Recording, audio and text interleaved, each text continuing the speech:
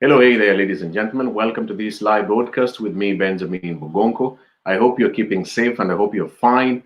I welcome you in the next 1 hour or so, me together with two guests that I have in the Bold and Raw Talks today to share their experiences after having been confirmed to be infected with the COVID-19. If you're watching for the first time, I want to say thank you so much in advance. Welcome to this live broadcast.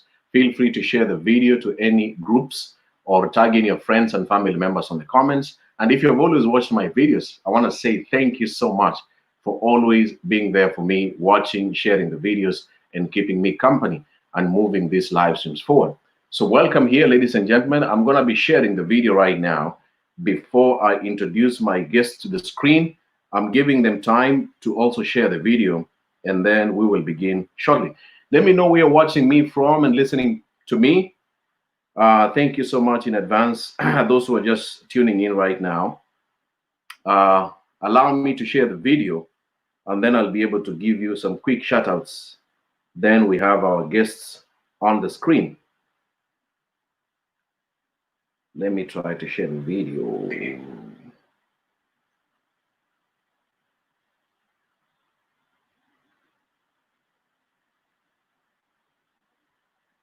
Okay, and then I will share it to some groups.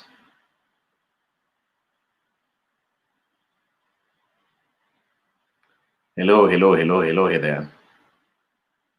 Just a moment, ladies and gentlemen. I'm trying to share the video to some groups, and you can help me to tag your best friends on the comment section. Also share the video if you want to enjoy and listen to keenly with other people.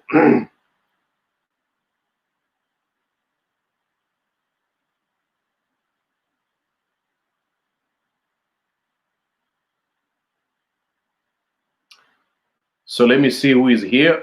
Who was the first one today? I like picking up the first person who commented, who was Layla Love. Layla Love, you're the first one in the comments. Thank you. Congratulations for watching this video. Madrina, I see you. Thank you. Gwendolyn Lucinda, hello there. Thank you so much. My guests are getting ready. I see you, Tracy. I see you, Asman. Thank you so much, ladies and gentlemen. I'm not going to take time to read all your names, so I'm just going to say thank you so much.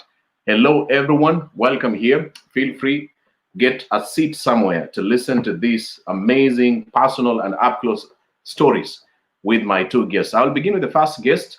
Her name is, actually, my other guest is calling me right now. Let me see. Let me listen to what he's saying. Hello, my brother. Hello. Yes, I sent you a link. Yes, yes, yes. Connect and then it will bring you to the studio. All right, all the best. Okay. So the gentleman George Morara is trying to connect to join into the studio, but I have Lenis Nyaboke, who is a singer and a songwriter also for gospel songs and music. She's going to share her story about this COVID-19. So Lenis, are you ready? Can you give me a thumbs up? Good. All right. There we go. Hello. Hi, Benjamin. And hi, everybody. Welcome to this broadcast today. Thank you. You're welcome. Thank you so much for finding time to join this Bold and Raw talk today. I really appreciate that. Thank you. Yes. I can see George, the other guest, has also joined in. What I'm going to do, I want to be in the middle between the two of you guys. So I will leave you in the screen. I disappear, bring in George.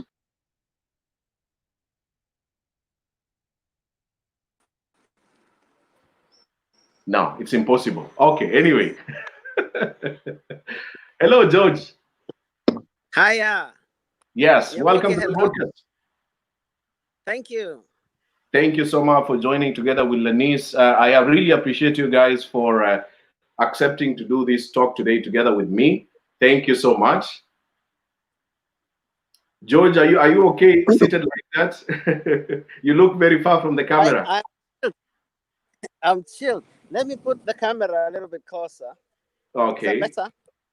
Yes, I just want you to be in the same angle like me and Lenis. Yes. Okay. All right. How's that? That's perfect now. Good. Welcome, welcome. So feel free, relax. It's not an interview, it's just a talk. I can see Lenis is looking so tensed up. Eh? I'm not. Okay. I just don't want to move from the angle where I'm sitting. Just stay there, please. You stay there for at least 40 minutes, and then we will be done with this talk. Okay. All right. Let's begin with the ladies first. Lenis, please introduce yourself. Hi, viewers. My name is Lenis Nyaboke Obure. I'm from Kenya originally, but I live in the United States of America, Minnesota. I am a wife, I'm a mother, I'm a daughter. Above all, I'm a servant of God. I sing, I'm a gospel artist. I write songs and sing.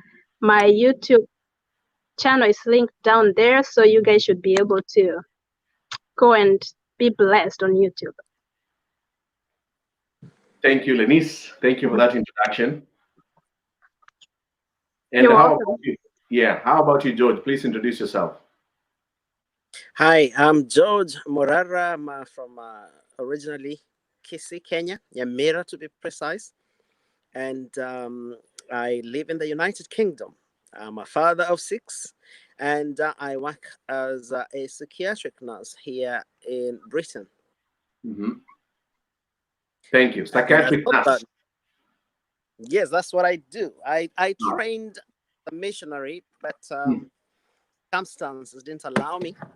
Mm-hmm. And I theology, but when you come to these countries, you've got to adjust. And so Yes. therefore, Mm-hmm. I am a psychiatric nurse. Forgive me, I'm just connecting my battery. I'm very disorganized.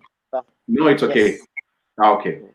Let's go back to Lenis. Lenis, did you mention about something about your profession? Well, I work as a nurse in an assisted living Mm-hmm. here in Minnesota. Yes. Yes. So you're a nurse. Mm-hmm. Okay. All right. Thank you, Nurse. And George, once more, you are. I'm trying to adjust. I haven't got the equipment to set myself up nicely, and I don't want you to see all the oranges and lemons I'm trying to use to prop my phone up. Okay, no problem. We will get there. Okay, Lenis, let's begin with the Lenis. Today, every question that I have, I will start with you, and then what we're going to do, we are going to compare both your experiences and see what was similar and what was different. So let me begin with you, Lenis. Mm-hmm. The days before you confirmed you are living with COVID-19, take us through those few days. What exactly happened? As I said, I work, an assisted living is where we have patients, long-term care. We give long-term care to patients or to the elderly people. Yes. And before I was confirmed or before I started getting symptoms, I was working. And then I remember there's this couple that I worked with that tested positive later. The husband died. I remember before our facility had any case, or before anyone was confirmed in our facility, I worked with them. And I remember when we sent the positive case to the ER, it was the 20th of April. Okay. And then 3 days later, the results came back that he was COVID positive. Yes. I continued taking care of the wife for that full week. On Friday of that week, which was on the 24th of April, we were all required to go and get tested because we were exposed to COVID. Yes. And we were tested on the 24th. On the 25th, which was a Saturday, I woke up wheezing. And then I put on a mask. I called my supervisor. I asked her what my results were, and she said I tested negative. That was on 25th. Mm-hmm. After telling me that I tested negative, I wasn't feeling so good. I told her, no matter what the results were, I feel sick. She said maybe you're having a flu or a common cold. But Mm-hmm. because I knew I was exposed, I kept a mask on to protect my children and my husband. Um, that same day, when I went to bed at night, my chest was tight. I was so congested, wheezing. I knew Mm-hmm. I had it. Even if they said I was negative, I knew I had it. So from that day, I started isolating myself. Mm-hmm. A week later, I was tested and it was positive that time. Okay, so from 25th, and then that is up until May. Until May May. 1st, actually. May 1st is when I was tested positive. Yeah. Yeah. Other than wheezing and the wheezing is when you're not able to breathe, or your breathing sound was sounding strange. It was sounding strange before I could have difficulties breathing. Mm. So after like 2 days, then I started having fevers. I started having body aches. It's an alternation between chills and sweating. Like one time you feel you're so hot, you're sweating. The next minute you're freezing, you're too cold. And then Mm-hmm. the body aches. And then at that time, my breathing had started having a problem. Like I was having difficulties breathing. Yeah. And then I was having shortness of breath. My Yes, I oxygen am. started dropping. After a few, like 2, 3, 4 days, I Please lost my let me have it. taste. I lost my smell Mm-hmm. completely. I could not smell anything. I could I've not lost the taste anything. sound. Hold on a second. Hold on a second, Lenise. George, can you hear us? Hold on. I think I've lost the sound. I can't hear. Can you hear me now? He's muted. Your microphone is muted.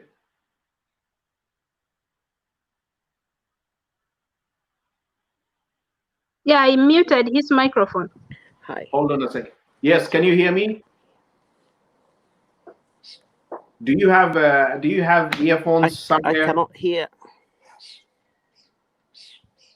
Let me try to remove him from the screen and bring him back. Eh? Okay.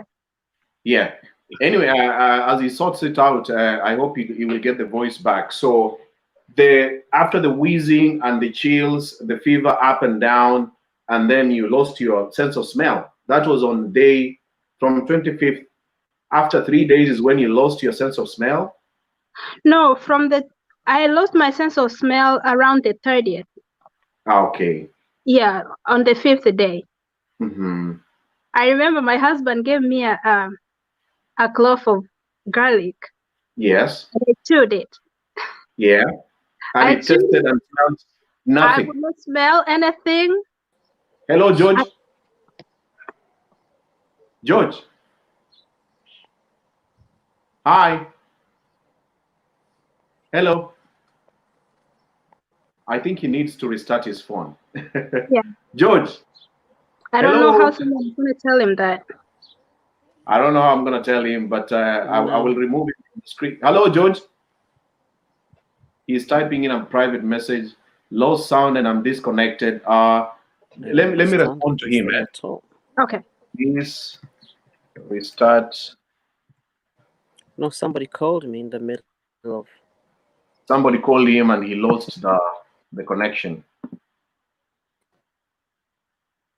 Let him restart the phone and then he will catch up with us as we go on. Okay, so you're saying your husband gave you a glove of garlic, and then what happened? Yeah, because people were telling me that garlic was a big aid to that. So I Yeah. asked him to give me garlic. I chewed garlic. Yes. I could not taste it. I could not Yeah. smell it. And then he had like an N95 mask on, and it was like, that thing stinks. I'm like, I can't even smell it. Can't feel anything. You didn't. It was just like you're chewing nothing, like tasteless, Just completely tasteless. Yeah. yeah. But then I could hear some burning on my chest and throat going down. Yeah. That's when I knew this thing must be very bitter. Yes. Um, And then the So worst that is thing, 30 years. Yeah. yeah, the worst thing that was happening as from my day 5th going on to the Mhm. following like 2 weeks Yeah. is I was super weak, very Yeah. weak. Yeah, you get tired. Even your eyelids are tired. Like you open your All, eyes all, and all the the body eyes are parts tired. became weaker and weaker. Very weak Yes. to the point where I could sit up. From laying down, sitting up, I Mhm. passed out. Hold on a second. I think he has restarted his phone. Hello, George. I'm back. Thank you. Can you hear Sorry now? about that. Mhm. Perfect. Okay. Okay. Let's listen to Lenis's story, and then you will come through. Yes. So, and then what happened, Lenis? Please go on. Um, You got tired. even Every part of your body became tired and tired. yeah, even lifting up, raising up your hand, like trying to reach to something you can't. You're Wow. just there. It's it's a feeling that I've never experienced in my life, and Mhm. I never thought that existed. Yeah. So I remember one night I tried. So what I did, my phone doesn't have it's not locked. Mm-hmm. So what I did, I put my husband's number on the home screen of the phone. Mm-hmm. So anytime when you're passing out, you can feel like I'm not doing okay. Mm-hmm. So anytime I felt like that, I would just dial his number. I could hear him say hello, but I don't have the energy to say anything back. Then he will quickly put on his mask and run to my room. He could either found me on the floor or just in bed, out. My husband is a nurse. He works at the hospital. Yeah. So he knows, like, he takes care of the sick people. So he knew how to take care of me when I was sick. But then at Mm-hmm. some point, there's a day I passed out like 3 times within 3 hours. He was like, "We need to go to the hospital." But then I did not want to go to the hospital because of the experiences that I've heard at the hospitals. And Yeah. I said, no, I will stay at home as long as my oxygen is above 90, I'll Mm-hmm. be okay. Mm-hmm. So I fought from home. I was so nauseous, I couldn't eat without throwing up. But every time I threw up, I picked up myself after throwing up, washed my mouth, ate again. Because I understand, because people were telling me, if you don't eat, then you become super weak. And this is why my mind was telling me, this is why you're passing out. So what I did was to fight and eat. So I was eating, even if I throw up, I get up and eat again. Um, Drinking a lot of water. I drank water until I don't want to see water. Like, I just don't want to see water right now, but I have to drink it because it's life. So Mm-hmm. I drank a lot of water mixed with garlic, ginger, and lemon, sometimes honey. Mm-hmm.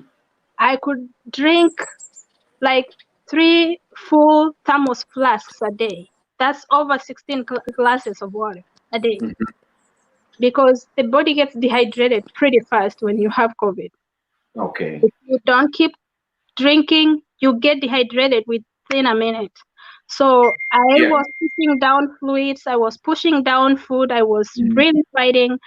I I don't know had, where to put this. Yeah. Yeah. Just a moment. Yeah. Yeah. Before you go on, I want to bring in George. Yeah. Mhm, Before you describe all those symptoms, and mhm. especially towards the testing time, I can see somebody's typing there that the show is becoming in a somber mood.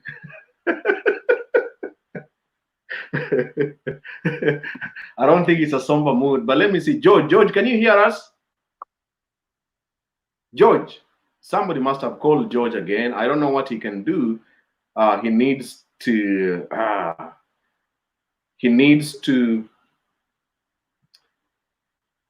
He needs to disable his messenger for some time. Okay, anyways, I can see he's coming back. George, My apology. People keep calling and cutting me off. I wish I'd connected on the laptop. It would have been are much they better. calling you on the messenger? No, no, they're calling just direct to my line, and so they interrupt. Uh, Mm. is there a way that you can disable any incoming calls on the settings? I'm not so sure. Let me try. Just go to the settings Actually, and then I the might phone be able settings, to and then you can disable because the incoming for a few minutes. Okay, Lenis, as George is doing that, sorry. Mhm. Lenis, Yes. as George is doing that, yeah, keep on going. Yeah, keep on going about the symptoms, because the symptoms is where most people, I would like most people to be very aware of this, how those symptoms can be really, really strong and affecting your body. You said even lifting your hand became so hard. Even your eye, like opening your eyelids, it was You're difficult. tired. Like you can feel like your eyes, even everywhere is tired. Even the eyes, everything is tired. Hmm. Um, these symptoms are different from person to person. Yeah. Some people have diarrhea with it, Hmm. severe diarrhea. I did not have that. Some people have rashes. I've Hmm. seen people with very funny rashes on their body Yeah. before they even get the virus. Hmm. So people have different symptoms. Whatever that hit me first can hit someone last. You know, I got to a point where I was having severe headaches, Hmm.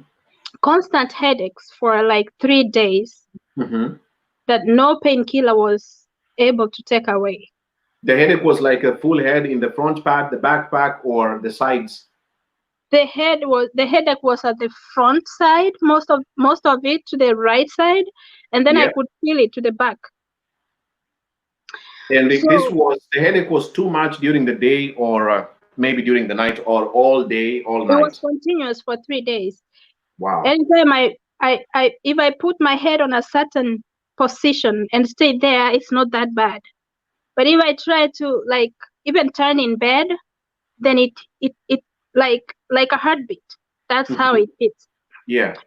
So I had to live with that for those 3 days because Hmm. there's no painkiller that was helping me with that, and I had to get up. Remember, you have to be somehow active because they say that you develop blood clots with Blood COVID. clots. Yeah. If you stay stagnant without moving in a certain Yeah, position, yeah, the blood is going to clot inside your body. yeah, Yeah. So you need to move, you need to walk, you need to stand up. yeah. But for Hmm. those 3 days and the days that I was passing out, I was not able to do that.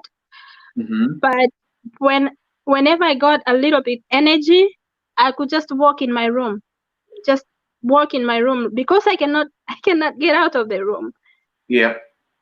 So I could just walk back and forth, pace back and forth in my room, Hmm. uh, until I feel like now I can't do it anymore. Then I go lay down. Okay. Just a moment. Hold on a second, George Morara. George, Yes, my man. did you do that? Yes, I have tried. Uh, I'm not the same age as my son who was born with the technology. Yeah. So It's okay. I No problem, brother. just It's okay. yeah. Because Lenis has been speaking for quite some time, I want to bring you in to share the same story a few days before you finally confirmed that you had Mhm. COVID. What exactly happened? For me, the first sign was I was very, very tired. I was fatigued. I just needed to lay down. Hmm. Then, while I was laying down, I realized that under my blanket, I was getting very hot and I was sweating. And when I took off my blanket, I was feeling very cold and I needed the blanket back. When, When when I was this? stood, When was this? Because Lenis started in April 20th. How about you? I, I've not been able to keep track of the exact days, but this was Okay. late April, from the Maybe the same 20th of time. April. Same time as Lenis. Exactly, yes.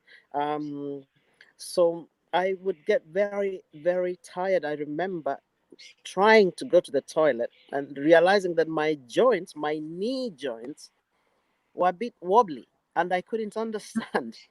Um, but also the decision to go to the toilet, it happened, I made the decision like I'm going to the toilet, but could not do it for almost another hour Mm-hmm. because it's so nice and so comfortable in bed. You don't want to leave. The moment you want to go, you feel like, no, I can't. I'm cold. Yeah. Mm-hmm. And that is when I realized I knew straight away because I'd made contact with a colleague who had a patient that she was looking after, and that patient had unfortunately died. So Yeah. I knew that this was it. It was on my door. Mm-hmm. And I was like that for nearly a week, and every day it was getting worse and worse. It was like you feel like when you're having malaria, but Mm-hmm. this comes very quickly and very strongly. It's very intense. The sweating, for example, you get soaked in bed. Whatever you're wearing gets totally wet. You have Mm-hmm. to remove it. And then you will not feel fresh until you've washed. You come back with a nice new clean t-shirt and you go to bed and you get soaked again. So Wow. paracetamol, the temperature was constantly above 38, 39. For more than 3 days. Yes, for more than a week. And I only came to contact with the emergency services when I collapsed in the kitchen. One Wow. night I'd woke up, the appetite went straight away. By the Mm-hmm. end of the first week, I had stopped eating. I was just drinking lemon, morning Mm-hmm. and evening. Mm-hmm. And one day I hadn't drunk sufficient. So in the night, I decided I'm going to go and make myself a lemon. And that is a decision that took a very long time to happen. But when I finally was in the kitchen doing that lemon, I suddenly felt very dizzy, a very heavy, overwhelming feeling of dizziness. Mm-hmm. And I just wanted to sit down. I just put the kettle on and I just wanted to sit down. And I think I missed the chair and I landed on the floor. Now, thankfully, there was rubbish that, we saw rubbish bottles in one place, boxes in one place, and I Yeah. landed on them. Mm-hmm. I think I was there for about an hour. Mm-hmm. When I finally came to, I Yeah. said, because I was alone in the house, I said, this is it. I've got to call for help now. Yeah. And then I called the emergency services. They turned up and they took me to hospital. I was totally dehydrated. They put me on a drip and then they took all the tests. I didn't have the classic symptoms of chest pain, headaches, just Lots general of smell. discomfort. Like Lenise said she lost her sense of smell. How about your situation? I don't think it's come back for me. I You may did have you also lose? Did you lose your sense of smell? totally, Yeah. totally. By the Mm-hmm. third week, I'd lost the sense of taste and smell. Smell has not come back to me yet. I've been two Up to weeks now, now. as you're speaking now. I cannot smell nothing. It's 2 weeks since I tested negative, and I still cannot smell nothing. How about you, Lenise? Can you smell now? I can smell, but not the way I used to. Mm-hmm. And now the smell is even worse because sometimes I sit down and I'm like, I wish it didn't even come back Mm-hmm. because things are smelling differently, and that makes me nauseous, and I want to throw up more even now. So sometimes I sit down and I'm like, I wish it just went and never come back. Mm-hmm. Yeah. Wow. Interest. This is so. I'm just trying to comprehend everything. I can see in the. I don't know whether you guys can see that. I don't think you can see the comments, but people are giving in their comments. Like this one is saying, "Thanks for making this a reality just by listening to these true cases." Some people, someone like Judith is saying, "So fatigue is one of the main signs of COVID."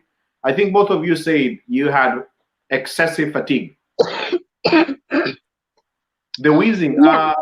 Mr. Morara, Lenny Yes. talked about the wheezing and the funny sound of breathing. Did you experience that?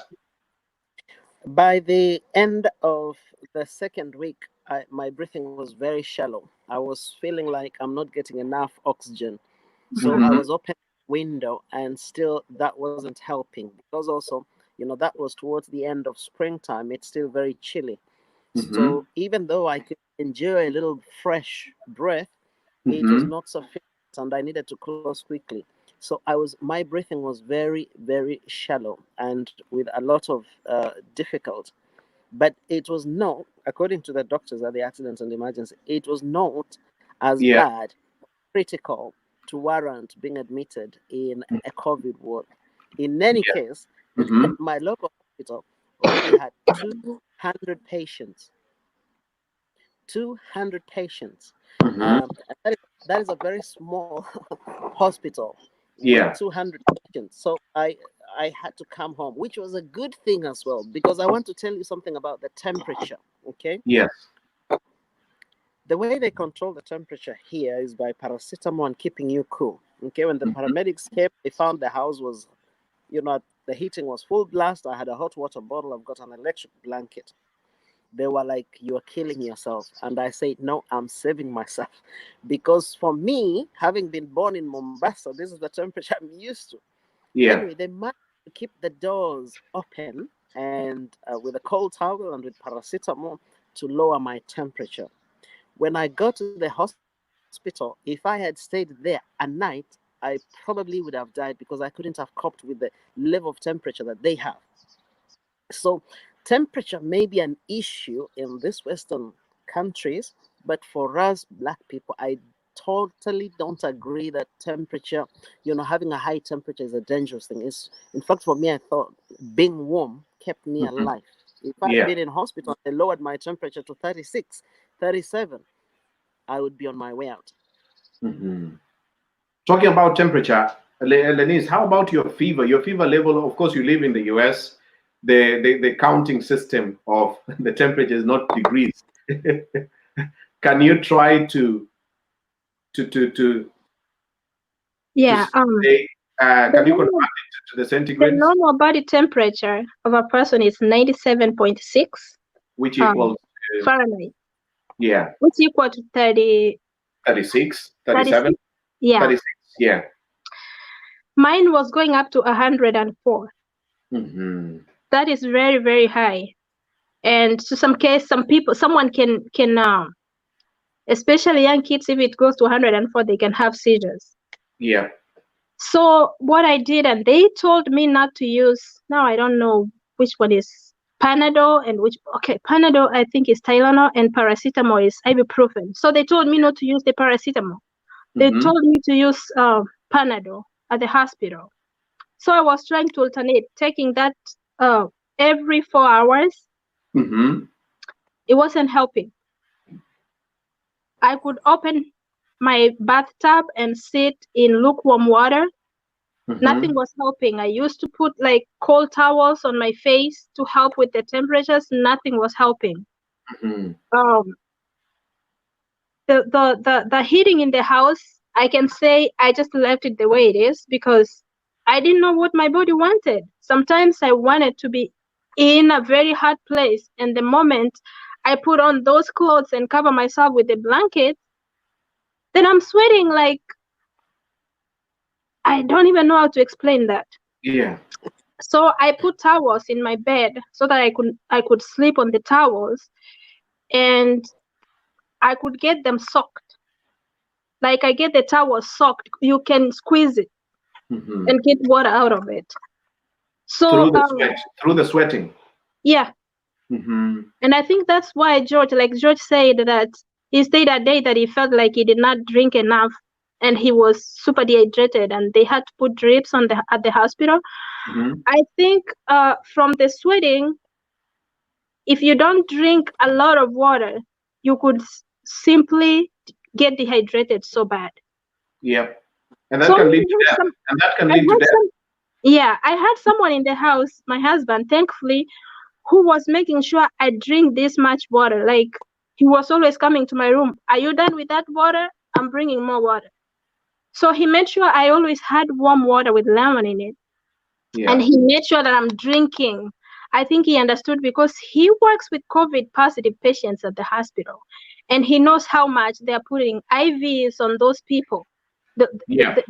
Yeah, the fluids are running throughout. So he made sure I drink enough. Hmm. One thing I can say, if anyone gets sick from this disease, just make sure you are, and don't drink cold water. Cold water can make the breathing worse and congestion of your chest worse. So drink a lot of warm water. That's what I can say. I drank a lot of water. I even now I have water here in my glass. I can see you have, and I can see even George has some. George, you have your water there. Is it warm or is it cold? It's cold now. I'm good. I'm Okay, now good. you're getting better, so you can go back to cold water. Yeah, with me still I cannot drink cold things. Yeah. I still have some wheezing on my chest. I still cough sometimes. Right now, before I came live, I had to do uh, the breathing treatment. I Yeah. had to use my inhaler before I came here so that I'll be able to hold through the conversation. Yeah. Um, I still get, man, my nights are still rough. I can imagine. Hold on a second before you go on. I want to request the viewers who are watching right now, as you can listen to these cases, they have come out boldly to share their stories with me and with you who is watching. I can see people are tagging in their friends. I want to request each and everyone who is watching, all of you, to tag one friend or one family member on the comments and also share the video to any group or share it on your timeline. If you have 5,000 friends on your Facebook, one or two of them will come across to this video to listen to these stories. Some people may not understand exactly what's going on. Others may be joking. Others could be sick as they're watching this video. And others could be the next patients as we are doing this video. They could be infected. Even me, I'm still working. I contact people in my school. I could be the next person online. So please share the video. Tag some friends on the comments right now. You can tag even 10 people in the comments, and let's keep this discussion going on. Thank you so much for all of you are tagging their friends. So I want to move on to George.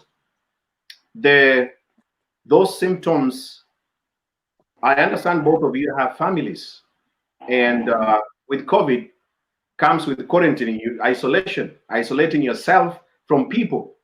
I want to begin with you, George. How did you do it?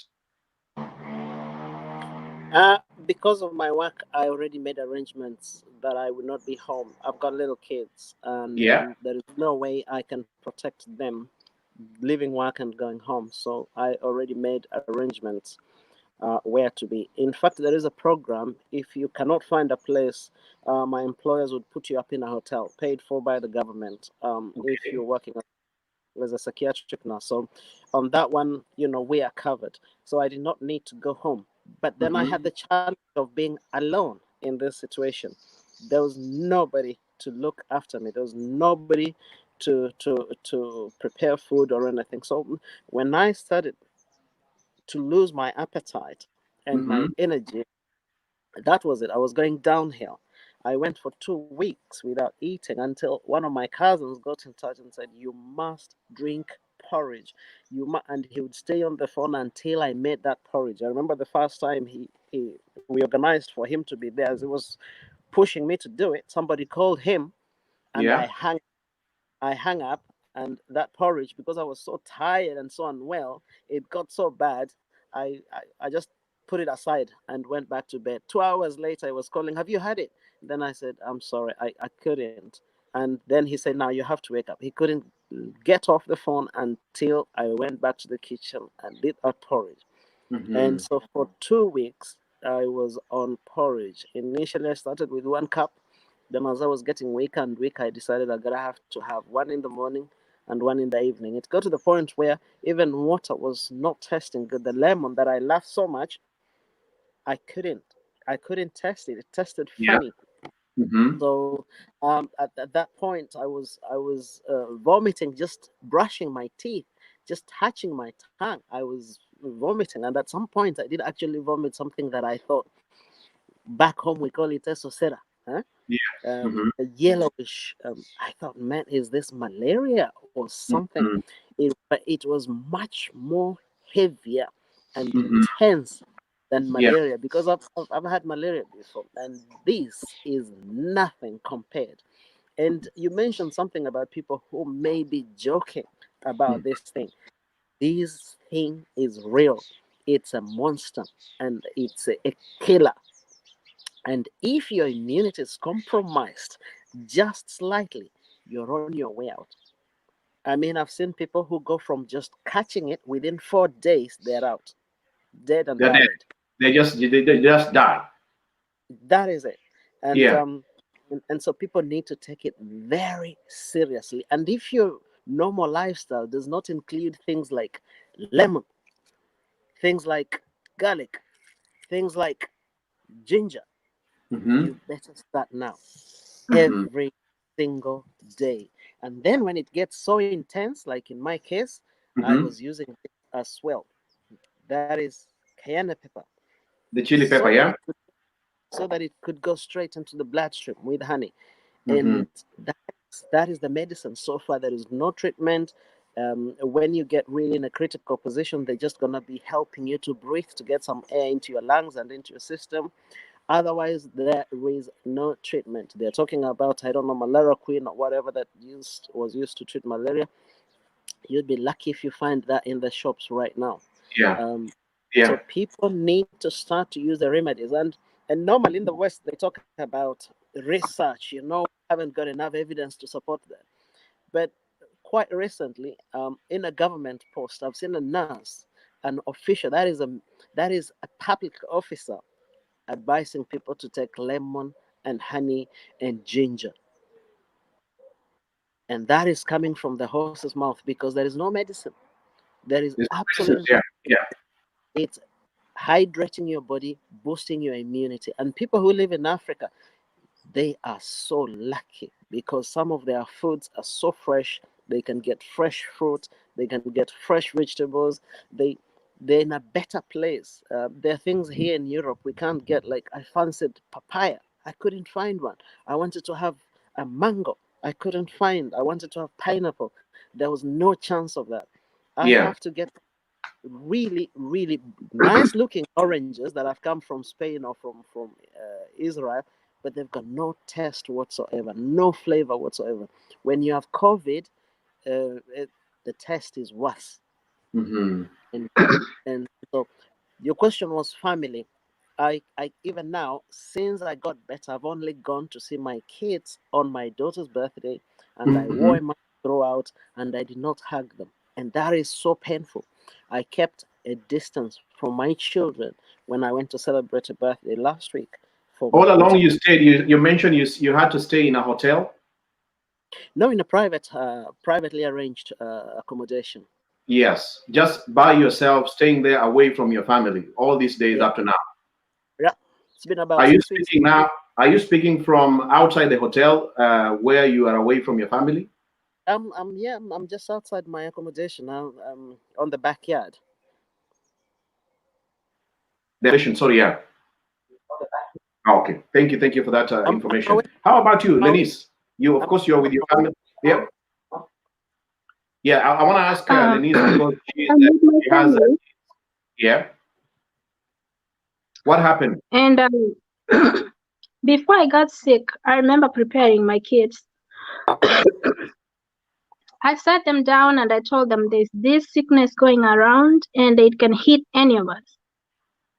And then I told them, if me and my husband, we talked about it, we said if it happens, then we have this room where that person will stay.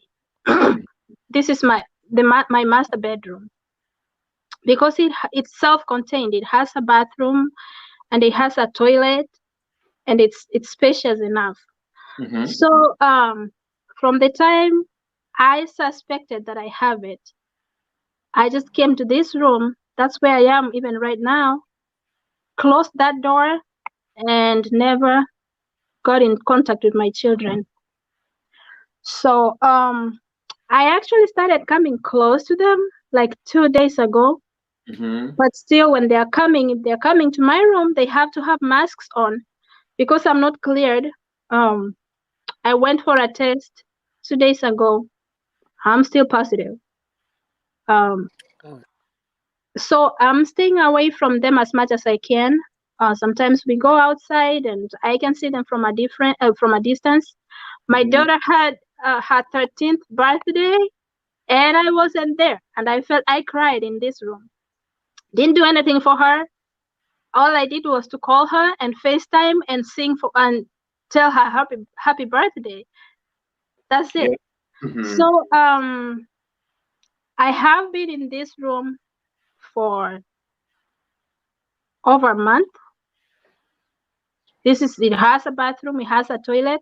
So my husband has been bringing me food.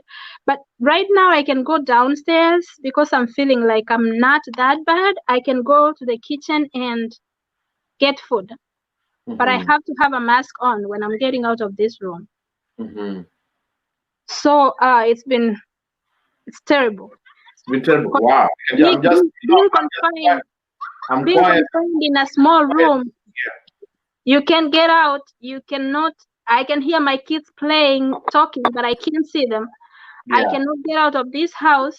It's warm now. I can go outside and sit on the sun or something like that. But when I got sick, it was still cold outside. There's no way I could get out of the house. So it was just within these four corners. I can imagine a mother who is watching you and has daughters or has young kids, or even a father like you, Morara, and is watching you. If they become sick, this is exactly what they are going to go through. Yeah. Isolating themselves from the people that you really want. You both of you mentioned you missed the birthdays of your children. Yeah. Yeah. It was tough. Yeah. Morara, Yeah. how was it? She FaceTimed her daughter's birthday. What did you do during the birthday of your child? Oh, for me, I had been a week with a negative result, so I went home. In my body, I did not feel like I was negative, but I went home. I had a mask on. When I got home, the kids were like, "Dad," and I said, "Stay away. Sorry, I can't." It's the most painful thing to tell children when they're running to you. They've not seen you for a month, and they're happy to see you. But my kids, even the youngest, Mekatilili, she is 6 now. She understands the danger of the virus, and even though it was painful to turn her down because obviously they want a hug, they understood. And I wore the mask and all the gifts I had. I carried my own. I've got a. This is alcohol. Yeah, the sanitizer. Sanitizer. So I go Yeah. around with it and wipes. So whatever gifts I had for my daughter, I had to wipe them before handing them over to her. And if somebody handed something to me, like the phones and stuff, to hand it back, I had to clean it up again. I could not serve myself the food, so I was at the mercy of my kids, and they did fill my plate, and then we ate. But at all times, I kept like 2 meters away from everyone, and yeah. So it's been a week, 21st, and today is the 27th. So it's been Yeah. roughly a week, and so far no symptoms reported in my house. Yeah. Um, I thank God for that. That's amazing. Yeah. So, Lenis, you have just mentioned, I thought you were a survivor. You had already gotten a negative result. But I actually don't understand how George tested negative so fast. That must be yeah, a false negative. it could be. I don't I know. I Because actually I I'm in went this group of COVID survivors and patients that is about 60,000 members. Hmm. It takes months and 2 months and above for someone to test negative. So I'm anyway. surprised George tested negative so fast. No, I can tell you that I actually believe what you're saying Hmm. because my body was telling me something totally different. And Yeah. you have to remember that even though Britain is a leading country in technology and everything, this virus has exposed the weaknesses. There is so much money being spent on the military, but not on, for example, healthcare facilities.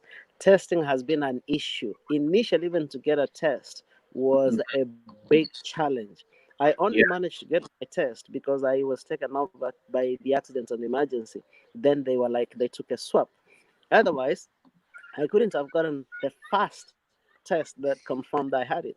So this second one, when it came out negative, and my boss was like, now, I can't give you any more time off. I said, I'm sorry. I really don't feel great. And in fact, I did go to work after this, and I got to work, and I was so lethargic, and my colleagues were so sorry for me, and I had to leave. Mm-hmm. I had to leave. So I took another week or roughly about 10 days off. I'm still off. I'm not back to work yet. But Mm-hmm. now I'm having to take annual leave instead of sick leave. And that's just the politics of this country. Once you test negative, you're Mm-hmm. fit. You're deemed fit to return to To work. go back to work. So, Yeah. Lenis, you've mentioned you're in a group of, is it a WhatsApp group or it's a Facebook group of 60,000? What kind of group is that? It's a Facebook page group. It's called Survivors Corp. Survivors Corp. Yeah, COO. anyone can go in there. Anyone can join that group and actually get a hint of what this thing is. What Okay. I'm getting from that page is that once you are infected with COVID, Hmm. it's gonna take a long time for you to be back to normal. Yeah. Like George said that he went to work and they couldn't work. I have 4 friends who have been trying to go to work and they can't even work 1 hour Yeah. because the Survivors Corp, CORP. CORP. Okay. Okay. Yeah. Thank you. Mm-hmm. It's tough. You know, this virus has not lived for long. It just started a few months ago. Actually, And yeah. even Sorry to. the people who had it at the Mm-hmm. beginning of it, who happened to survive, they are not back to normal yet. Yeah. You can see someone says, this is my 75th day, and today I feel like a train just passed over my body. I can't even breathe. So let us not be very happy that we are feeling better Better. because Yeah. we really don't know what tomorrow is holding. Yesterday was a hard day for me. I was shaking the whole day. Like I could hold a cup and it's shaking. My knees, I stand up and my legs are not able to carry my weight. Mm-hmm. I'm so weak still. Today I can say I feel a lot better. I'm thinking of going outside and having a 1 mile walk. But Mm-hmm. yesterday was I could not get out of my bed. I still have body aches at night. This is a month later. I Mm-hmm. cannot sleep without painkillers. I actually am taking painkillers around the clock because I'm having pain still. My chest is still heavy. Like I can feel like my chest is still tight. Although some days it's better, like today, I have an inhaler that I'm using, but I can say I will not go to my kitchen and cook a meal. I Yeah. can't do it yet. It's a month now. You can do that. Yeah. Yeah. The day before yesterday, I tried to clean up my kitchen. After like 1 hour, I was out completely. My heart rate is up on the roof. We can't do much right now. We're hoping for the better days to come. But this Yeah. virus is serious. I have seen Yeah. people say that it's a scam, it's a Mm-hmm. hoax. Until it hits you, then you will stop saying that. Please don't wait until it hits you. Take the measures that are needed now. Do not wait. This virus is real. It's there. I had it. It has affected me. It still affects me up to now. It's real. Be serious. Get serious with life. If you are told to take these precautions, please do it for your own sake. You don't know how it's going to affect you. I'm alive now. I'm out of danger. I did not die. You could die. Yeah. Yeah. Yeah. You just mentioned something about not to celebrate. Like now you're negative because You are I already did a talk with one lady. I don't know if both of you watched her. I think by then you are not COVID positive. Her name Yeah, was called Yvonne. You I watched watched her. one time. Yeah. Yeah, Yeah, I and watched. when I talked with her, she said she was still positive. She was going for the test after 14 days, and then after the talk, she went for the test. The test was negative, but she was still having all the symptoms. Mhm. And then I requested her to come back live and share her story to the viewers who want, because the viewers wanted to know her progress. And she told me, Benjamin, with this one, this thing has really affected my life, my private life, my normalcy has totally gone away. And I don't think I can do this again. And then one day she told me she's going to come back and talk about it. And then again, she changed her mind. So I could imagine the way she was feeling. Today, she's okay. The next day, she's totally not okay. Which Yeah. I don't know with you, George Morara. Have you, since you tested negative, how many days now? It's been about slightly over almost 10 days. 10 days. And how have been the symptoms and your body reacting? The only positive thing is that my appetite is back, so I'm able to eat. I'm The eating a lot of appetite, yeah? food, and I'm eating ugali and enjoying that. Mm-hmm. But tired very, very easily. If I go for a mile walk, I can't do it. I Mm-hmm. decided I'm gonna take my bicycle and have a ride just around for about 15-30 minutes. Oh my! Some place where I used to cycle comfortably, I had to come off the bicycle and push it because I simply could not breathe and push that bicycle over that little place. I cannot understand. I had to go all the way around, and when I found a place where I could go down a slope, then I got on the bike. Mm-hmm. And by the time I was in the house, I was already sweating. I was very, very tired. You throw the bike away, you want to lay down. You're sweating Yeah. already, but you have no energy to go and shower. You want to lay down fast, catch your breath, relax your body, and that can take an hour Mhm. before you regain, and then you start to do things. I Mm-hmm. started to clean the kitchen. Oh my god. You stand there for about 15 minutes, you start to feel the aches and pains again. You start to feel like you cannot do it, and you have to stop. You have to take a break from washing dishes. You have to take a break to go away, sit and relax, and then come Mm-hmm. back and finish Yeah. the work. I needed to Mm-hmm. disinfect the whole house where I am, so that in case the owner comes back, Yeah. it's safe to come in. I've only so far been able to do the kitchen and the Mm-hmm. toilet. That's just by yourself. Of course, you have to do it by yourself. In 10 days, I've Yeah. managed the kitchen and the toilet, and I've got no will nor the energy to continue. So Mm-hmm. unless that person says I'm on my way, I'm not doing it. I'll just do what I can. Uh, I have to call my boss and say, look, I can't come in. I really can't come in. Mm-hmm. And we're almost winding up because I have to give you guys some time to rest and keep on contemplating about all this thing. Um, Lenis, Mhm. you have been I've been following your Facebook posts, and I wish people could because I'm your Facebook friend. You kept on giving a diary, like a chronology of events, like day one, day two, day three. The same with you, George Morara, which is something that I find very, very nice. I want to congratulate you guys. So thank you guys. You kept, it's like there are people who are sick and cannot do that. The reason actually why I contacted both of you, I was following your stories. Every day I wake up in the morning, I'm very active on Facebook, as both of you know. I see what you've posted. I go to Lenis' timeline, I see what she has posted. Uh, these stories, like for you, Lenis, apart from your husband and your family being close to you, those stories on Facebook, have they been boosting your hope and keeping you going? The reason why I decided to share is because of the pain that I was going through. Mm-hmm. And I said, There's a lot of people that are despising this. They're not serious. They think this is a joke.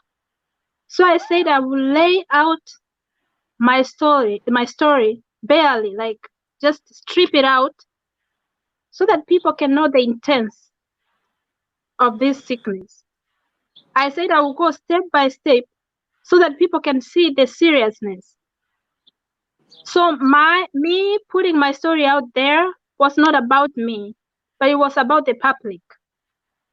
It's because I wanted someone to learn something from that story and take care of themselves. I got to a point when I was sick, when I felt like no one should go through this. Like, I'm not Jesus, but I said I wish I could bear this pain so that no one else can have it, because already I have it. Yeah. It's something that I would never wish, even for my worst enemy. So I put my story out there so that people can see how serious it is and take care of themselves and the people around them. It's painful when you go through what I went through, and then you see people saying, "Oh, there's nothing like COVID-19. Oh, there's nothing." I don't know what the government of Kenya is doing that is making people so bitter. Yeah. I know from where I live here, the president one time said that it's a hoax, and people believed that. Maybe it's our leadership that is making people feel like this thing is not there.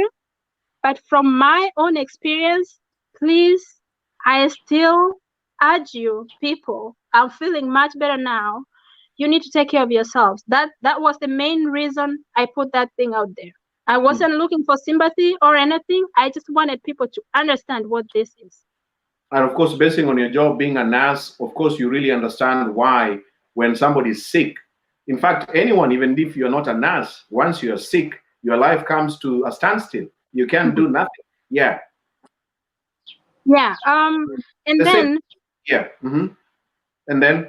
And then I realized that this sickness is not like any other sickness. I used to have malaria back then. When I was in Kenya, I used to get really sick. But then this one, you feel like you have malaria, but still you can't breathe. At the same time, I don't know, this thing is really terrible. The feeling I had when I was sick is the main reason I would want to stand up if I had powers to talk to every person in this world individually and tell them to take it serious and to follow the precautions and to stay in their houses no matter what. The country, like here in America, is open. If you go to a shop, it's packed. The stores are packed. The beaches are packed. Life is like, people have gone back to normal life. But then this thing is still there. Like, people don't care. It's there. It's not gone anywhere. yeah. I know a lot of people are going to be sick, but you as an individual, you have control of what happens to you. If you don't have to get out of the house, please stay in the house. If you don't have to go anywhere, please don't go. Because I'm imagining, like, back home in Kenya, transport, most of the people, they use public transport. If you don't have to go somewhere, please don't go, because you don't know who's sitting next to you. I got my COVID when I had a mask on. So don't think that mask that you're putting on is going to protect you. Of course, it's going to reduce chances of you getting it, but the best way to protect yourself is to stay home. Stay away from gatherings, stay away from where there's a lot of people. You can still get COVID with a mask on, because how many people have N95 masks? Not many. These are other surgical masks. They may protect you, they may not. When I had COVID, when I was infected, I had a mask on. Okay, thank you. George Morara, what would you like to say, basing on what is happening in our countries or our home countries or all over the world, or individual cases? People who are watching you and they were like, we are tired of staying in the house. I just want to go out. I want to dance. I want to be with my friends. I want to invite people to come in my house and let's drink and enjoy. Somebody's watching you and is thinking about that this coming weekend. What would you like to tell him or her? Now, you have to put everything into context. Our country, unfortunately, is divided into different economic classes. So you have people who live in Kibera. Their circumstances are really bad, and it's very, very difficult for them. I have a lot of empathy and sympathy for those people. I don't really know how I could help. For those who Now, don't know, Kibera is it's a slum. It's one of the biggest slums in Kenya. yeah. And then Yeah. you have people able-bodied who've been told, who've got fairly well economy, they have a fairly good standard of living. They are told, look, we are closing Nairobi, so you please stay here. Don't travel up country. You might infect your families. And Hmm. then you find them looking for panya routes to find an exit to go. I found that tragic because Yeah. people did not understand the magnitude and the stupidity of their actions, because you could leave the city and go home and kill your grandmother by just greeting her, by just breathing the same air that you are, sharing. um you can get this thing very, very easily because it's now all over the world. I think the best thing, and I remember I've got a wonderful boss. He called me quite often when I was very, very ill. And when he realized that I was going downhill, one of the things he didn't tell me is that a colleague of mine had died at work. Hmm. And I came to realize this when I got better and I was preparing myself to go to work. And I was asking him, why didn't you tell me? And I remember his words one day when he said, find it in your heart to fight. Okay? Think positive, because he knew that I was in a very bad place. Now, normally when I write my posts, if you are very keen, you may have noticed that I do try to put in a sentence to make somebody laugh. It's not because I want to be funny. I just want people to be positive, people to reflect on the good side of things. Because mentally, when you're in the right place mentally, you can fight off a lot of challenges. And COVID is one of those circumstances that bring you to a very desolate place that if your mental state goes, you're gone. You start to die psychologically. When you lose the battle psychologically, that is it. Thank you. Did you freeze? People need. Hello? Can you hear me? Yeah, yeah, I can hear you. And you, can you hear me? Can Can you hear me? Yes. Yes, I'm gonna speak, even though I cannot hear you. I cannot. Somebody tried to call again. So Yeah. my message is, please, people, take this thing very seriously. It's real, and if you're careless with your life, you're gonna lose it. And if you're not very strong mentally, if your body has got issues, you're gonna lose it. Stay and protect those people who are vulnerable, people in their 50s, in their 60s, people with underlying medical conditions. I've got a friend of mine whom I'm very fond of, but he's got diabetes, he's got blood pressure. I cannot go to see him. We normally sit and chat and, eat and relax. I cannot see him. We speak on the phone. Hmm. In as much as I want to, people, please take this thing very, very seriously. It's a killer. It's a killer. Now, with that, I'm gonna restart my phone. Please do put me back on, Yeah. and bear with me for being a nuisance. Okay. It's okay. No problem. All right. So, Lenis, we are winding up. Let me tell the audience that you are a gospel singer. They can get, please talk about your gospel singer aside from COVID-19. Please tell them so that they can know more about you. Okay. Thank you for that. I Yeah. had forgotten about it. Yeah, I can imagine. I want to take you away from COVID for some few minutes. Okay. I am a gospel artist. I Yeah. write songs, and my voice is going away. Please drink some water. Yeah, if you have more water, you can keep taking some. Yeah, I started singing in the year 2009. I have 3 CDs out and 1 DVD. My songs are on YouTube, Lenis Nyaboke. Please, if you can go there and watch and subscribe, I would really appreciate that. And I promise you're not gonna be disappointed. What I can say, my journey as a gospel artist has been because of the things that God has done in my life. God has really fought for me from when I was little. Things that I've been through in this life, if I open my page, you will not believe the things that God has done for me.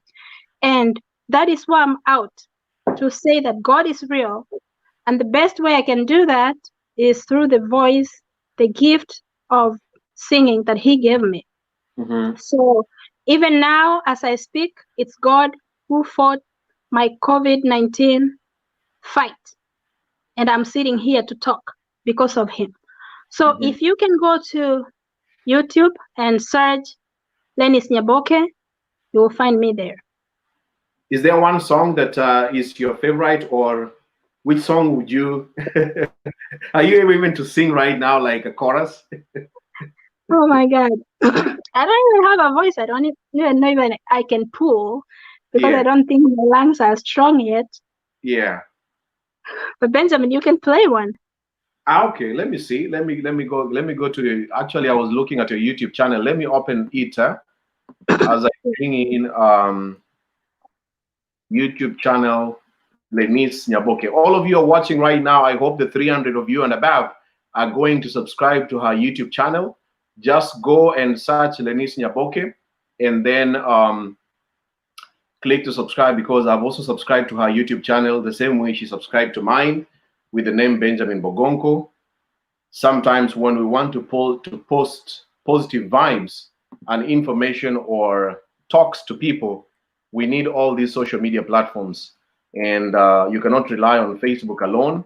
You need even Instagram, YouTube, and WhatsApp to keep on reaching as many people as possible.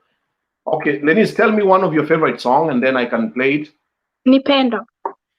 Lenis, Nipendo. Yeah. Nipendo as in one word, Nipendo? Nipendo. Okay. Mungu Nipendo. Mungu Nipendo. Yeah, but it says Nipendo, I think. Okay. Nipendo by Lenis Nyaboke. 3 years ago? A year ago. It's posted here as 3 years ago. It's okay. That one was posted by my producer on his account. It's okay. Sunny Records, eh? Yeah. Okay.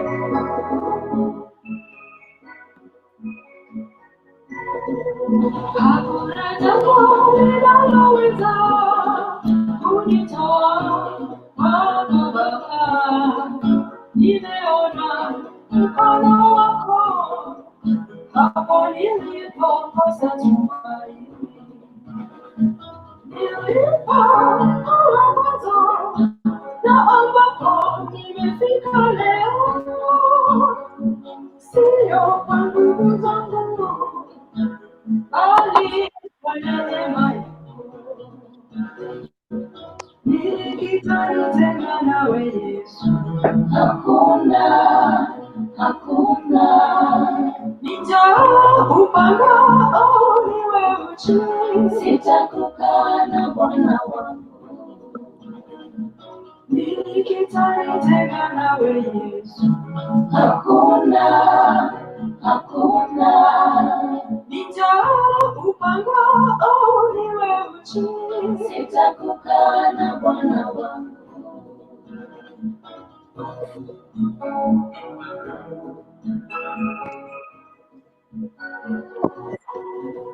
Japo maisha yamekuwa magumu, ndugu zangu mimi sitaweza.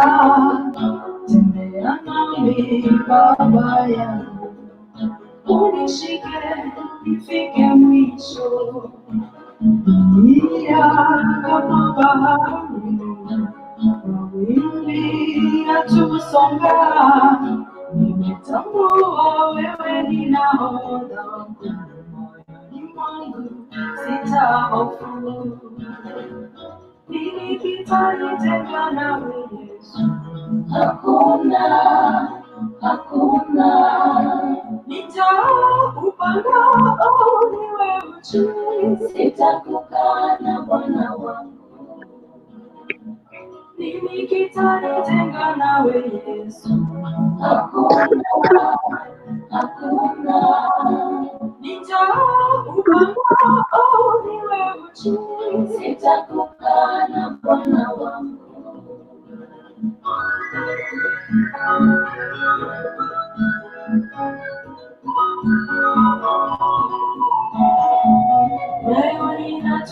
Wow. That is beautiful. Beautiful, beautiful voice. I love it. This song must have been keeping you going, Lenis. Oh yeah. Oh yeah? Mhm. Yeah. Let's wind up. Thank you. I hope the viewers are going to subscribe to your YouTube channel. We want to hit 1,000 subscribers by the end of this month. It's my prayer. Yes. And some people are asking, the song, of course, is in Swahili. Can you briefly describe what is the message of this song, Nipendo? Okay. I wrote this song when my mother was very sick and around the time she died. Oh. And it was like a comfort. I was just comforting myself and telling myself that there's nothing that will take me away from the love of God, be it death, be it any kind of problems. And then I reminded myself how far God has brought me to where I am. And then I said, no matter what happens in my life, I know that God is love, and He has fought for me. So this song has words that encourage me even now when I'm going through a hard time. I know that it speaks to me in a very special way. Thank you. Yeah. Thank you. All right, let's wind up now with George. George, I'm going to give you the final perhaps to say something that you may want to say about COVID-19 and about your life, the biggest lessons that you have learned from this COVID-19 as George. Now, when you get COVID-19, you're on your own in most cases. Okay, so the best time to prepare is now. Eat well, avoid foods that are harmful to your health, and maintain a positive attitude, rest, exercise, enjoy the sunlight, and if you feel you're a little bit compromised, do get supplements for your diet. That's very, very for me, pediatric point of view, which an area of huge interest. Most Mhm. important thing is your mind positive. Having a very strong mind can help you fight, and Yeah. having very important to have faith. One of those things that uplifted me was prayer, and the prayer of many of my friends and family that kept going, and I could have a conversation with God, just like having a conversation with a friend. And I Mhm. was saying, "Help me," and me up from this horrible situation. I would love to see my kids. My kids are so young. Look, I am so young. I don't want to go to the grave. And with this COVID, once you die, you're just chucked away like a fly, very, very fast. Some of us have got dreams of being buried back home. There is no chance of that right now. And I cannot imagine dying and being buried away from home. I think I'll wake up and find my way. And God had that deep conviction in me to say, I really, really have a lot to accomplish. It's Yeah. God's grace that I'm here. I could have died on my own in the house or at the hospital when I was taken in. So Mhm. it's very important. We need now to start taking life very, very seriously. If you got an issue with a family member, friend somewhere, you need to resolve that very, very quickly. We are living in very unpredictable times. You could be ill today. Everybody presents very differently. There are people who are dying within a week. There are people dying within 4, 5 weeks, 6 weeks, and there are people surviving. And there are people walking the earth. They are carrying the virus, but it's not touching them. So pray that you be among that group. We need to take this thing very, very seriously. And now, for the most vulnerable, for me, the little ones and our grandparents and those with underlying issues, we need to make sure that they're safe and they're protected. Don't go out to the shops, to the market, if you don't need to. Please don't go out if it's not necessary. Thank you. Thank you. Hold on a second. Okay, I want to bring in. Okay, all right, that's better. Yes, Lenis, thank you so much, George, for that. Your words. Lenis, what would you like to say, just briefly? Yeah, this is a very sad thing and tough thing to go through. Mostly when we are sick with other sicknesses, we have people coming close to us. Someone can come give you a hug and encourage you, tell you you'll be fine. Uh, People will visit you. But with this sickness, it's you and God. One thing I would say, I've learned a lot of things from this. And I've told myself from now on, I'm going to live a different life. Sorry about that. Your phone. Down. Someone told. Okay. Yeah, I've told myself that I am not going to keep a grudge in my heart.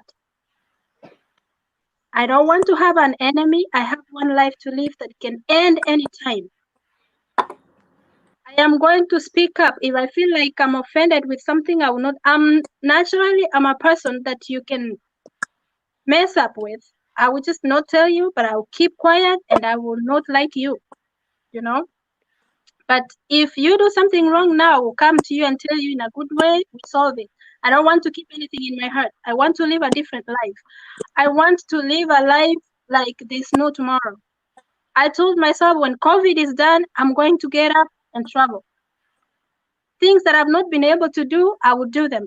My music, I will work hard and do better than I've been doing. I will try to explore life because I have now or never. What I will tell people, if you are able to find, oh, where's the camera? Here. Yeah. Vitamin C, Mm-hmm. buy them and start taking them to boost your immunity. If you can get D,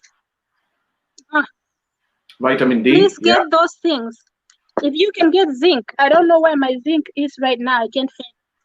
If you can get this turmeric supplement, please, if you can get those things, go buy them, start taking them to boost your immunity in case you get sick, because we don't know about tomorrow. And for those people who have family members, I have a friend, she's not African, that has not talked to her sister for 10 years. They don't talk, and they were born too. They don't talk, they have been fighting. Their kids are fighting now online because the moms are enemies. That is your sister you were born with. Of course, they're from this country, they're not from Kenya. If you have someone in your family that has wronged you, you better find a way of making amends. Because actually, I can see that we don't have a long life to live. Let us focus in God, because God is everything. God is the one who provides, is the one that is going to get you out if you get sick. God is the only one that we have right now. It's God. My husband was taking care of me when I was sick, but do you know how much? Putting on a mask, bringing a plate of food, putting it on the side of the bed, running away. out of the room because he doesn't want to be infected. This thing is scary. One of us has to be okay to take care of the children. So he comes in and gets out. You don't even get a hug. You don't even get anybody to come close to you. When you are sick is when you need someone to come at least emotionally support you, but you can't get that. You are only left with God. So let us be serious with our lives with God. Let us pray for each other. And for those people who don't believe COVID is there, only that it has not gotten to you. Maybe it's on the way. I pray that you don't get sick, but take it seriously for you to be safe. Thank you so much. Thank you. I think I have nothing more to add. The viewers who have been watching here, I want to say thank you so much for both of you, George and Lenis, for finding time to come and share your experiences. I hope the viewers have seen, they have listened, they have picked something, and me too, personally, I have picked something, and I want to sincerely thank you on behalf of the viewers for you too, coming boldly to share this, because there are people who cannot do this out of the fear of stigmatization, the fear of people saying that you are lying, you're just pretending, you're just looking for sympathy. But for you guys, I trusted you, I believe in you, and when it comes to health, I normally believe people can fake other things, but I don't think you can fake your health and say, hey, I am not sick, I just want people to know about me and to follow me, to like me. I don't think people can do that. Not so many people can do it. So thank you, George. Thank you, Denise. Thank you so much. Thank you for having us. It's been a pleasure sharing. I must tell you that we've been sitting for about an hour and a half, and I'm actually tired. I'm not complaining. I can imagine. You even had to change and put on. Yeah. Yes, so that is the effects of the virus. I got myself a nice comfortable chair. I wanted to sit like this and just chill out, but obviously I have to be on the camera properly, and that is the effects. I'm a fine feet young man normally, but this thing has hit me, and please, brothers and sisters, wherever you are, please look after the family, look after yourself, and look after the most vulnerable amongst us. Thank you, Benja. Lenis, thank you so much, because your stories made me laugh. Take care. Because thank you, Benjamin, for having us to create an awareness. We are really crying for our people. We want our people to be okay. We want our people to be healthy. And thank you very much for creating that avenue for us to be able to create awareness. We wish you just take care. We'll be okay. Yeah, you will be okay. And I will bring you guys back again after some time to share the journey so far, because this story and this journey, I don't think is going to end from this live video. Thank you so much. Thank you so much. You're welcome. Bye-bye enjoy your afternoon, and Lenis, also you to enjoy your afternoon. Talk to you again later on. Thank you. Thank you. Lenis, goodbye. Bye-bye. Bye-bye. Bye. Goodbye. Thank you, ladies and gentlemen. Please follow me on my Facebook page. Click on those 3 dots that you're seeing on your screen right now, and scroll down and turn on the live notifications. And also follow this page, Benjamin Junior Bogonko, my YouTube channel, Benjamin Junior Bogonko. I will see you in the next live broadcast. Thank you. Enjoy the rest of your day, your morning, your afternoon, wherever you're watching us from. I wish you all the best. Stay safe. As the guests have said, me too, and you who is watching this video, take this matter seriously. You have only one life and one health in this world. Once it's compromised, then you can never have it back again. Stay safe, and God bless you guys. See you soon. Goodbye.